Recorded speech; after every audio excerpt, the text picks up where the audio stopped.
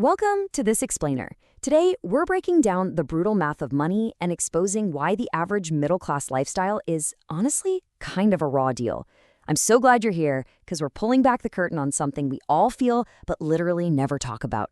We're going to dive straight into the numbers behind the American dream, and I promise you, by the end of this, you're going to see your daily spending in a completely different light. Let's get right into it. So, have you ever looked at your bank account after a totally normal month and just asked yourself, where in the world did my money go? Right? Like, you didn't buy anything crazy, no massive impulse buys, no luxury vacations, just regular stuff. Groceries, a couple of meals out, paying the bills. You're living what looks like a completely standard life. But underneath it all, you're lying awake at 3 a.m., staring at the ceiling, and your mind is just racing through every possible financial disaster. You probably tell yourself you're doing okay, right? Because you've got the good credit score and the normal apartment. But here is the hard truth. The quote-unquote normal middle-class lifestyle, it's basically been rebranded as a financial stress simulator. That midnight anxiety you're feeling is absolutely not a personal failure. It is a feature of a system designed to keep you on a treadmill. Society's expectations have silently become the villain of our financial story, setting us up to fail while convincing us we're just playing by the rules. We end up paying this massive premium to perform normalcy, trading our actual financial breathing room for a polished social media image. And secretly, that performance is exactly what's causing that 3 a.m. panic. Section 1. The illusion of normalcy and the cost of status. Section 2. The starter home trap and the 500K illusion. Let's look at how the mandatory starter home mathematically crushes the average earner right out of the gate. Picture this. You're scrolling through real estate listings at midnight, and it feels like literally every house that isn't actively falling apart costs $500,000. The bank tells you that you're approved, but the actual math, it is absolutely brutal. Try $4,367. When you factor in a 10% down payment, property taxes, skyrocketing insurance premiums, and the standard 1% you absolutely need to save for maintenance, a $500,000 house costs roughly $4,367 every single month. And the real-world impact of that number is frankly alarming. If you're a household making $160,000 a year, which sounds like a fantastic income to most of us, you are actually spending a staggering 46% of your take-home pay just to keep a roof over your head. And you're doing this just to look normal. You aren't really building equity in any practical sense. You're kind of becoming a prisoner in your own home, working endlessly to pay for walls you're just too stressed out to even appreciate. Section 3, Automotive Stockholm and the Gleaming Monster.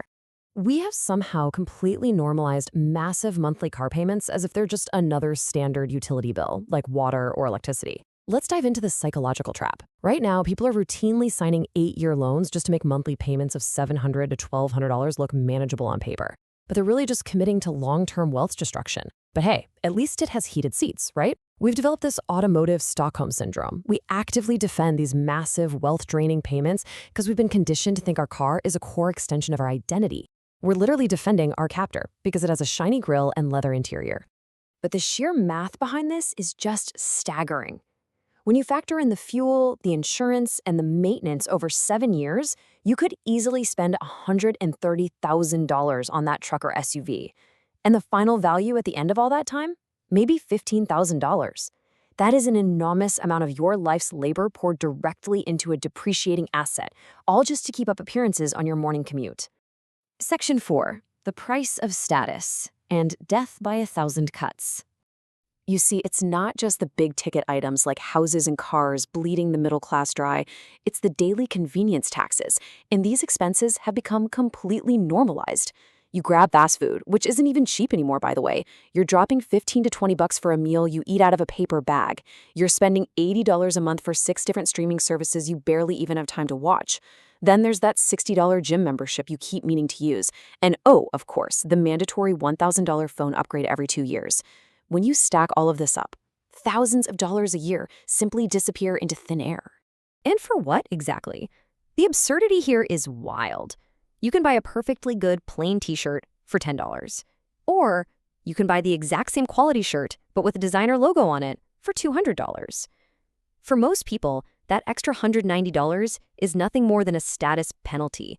You are paying a literal penalty with money you probably don't have, just to look successful to people who, honestly, aren't even paying attention to you in the first place. Section 5. The Freedom Milestone.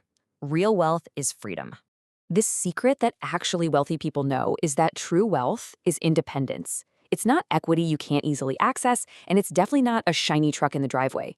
We really need to shift our identity away from status and toward true financial margin. So the crucial point is this exact target, $20,000. Up until you hit this number in savings, you are basically pushing a boulder uphill. You're in survival mode. Every single financial decision is filtered through fear. But once you secure this specific foundation, everything changes. It permanently pulls you out of that financial survival mode. Your brain chemistry actually literally changes. Your cortisol levels drop. Suddenly, when a flat tire or a broken fridge happens, you move from sheer panic to just mild annoyance.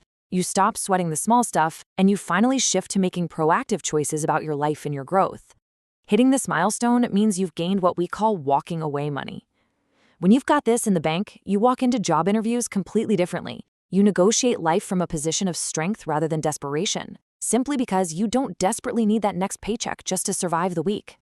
Section 6. Reclaiming Wealth and How to Build Real Margin.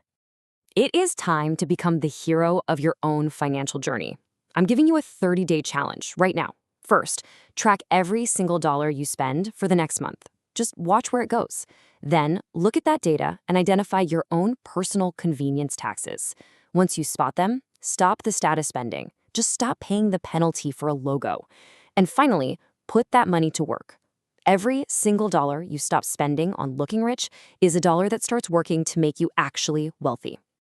I'll leave you with this final thought and a challenge. What is the one expense you are cutting this month to find your flow? Don't be a future statistic in a news report about the foreclosure crisis. Choose to be better than average. Reject this whole performance of normalcy. Trade that fake social media image for actual, real financial margin and take your life back. Thank you so much for joining me for this explainer, and I seriously can't wait to see how you reclaim your wealth.